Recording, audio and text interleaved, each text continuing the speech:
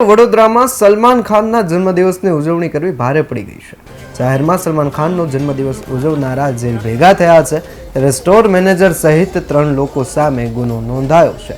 અકોટા પોલીસે મેનેજર સહિત 3 લોકોની ધરપકડ કરી છે અને અકોટા વિસ્તારમાં પરવાનગી વિના આ ઉજવણી કરવામાં આવી હતી। મોડી રાત્રે સ્ટોરની બહાર ડીજે વગાડીને કેક કાપવામાં આવી હતી। સલમાન ખાનના જન્મદિવસની ઉજવણી કરવી ભારે પડી ગઈ।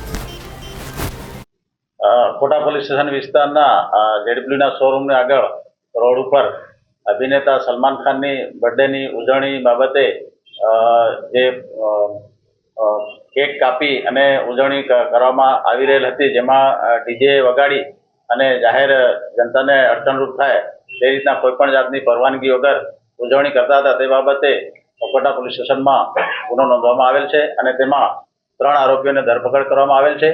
માં એક છે વિપુલ કિશોરસિંહ મકવાણા, જે જેડબ્લ્યુના મેનેજર છે। બીજા છે સરફરાજ ઇશ્તિયાક અલી સૈયદ, જે ત્યાં બીજી એક કંપની આવેલી છે હ્યુમનના મેનેજર છે, અને એક ડીજેના સંચાલક છે સલમાન સલીમભાઈ મહેમાન।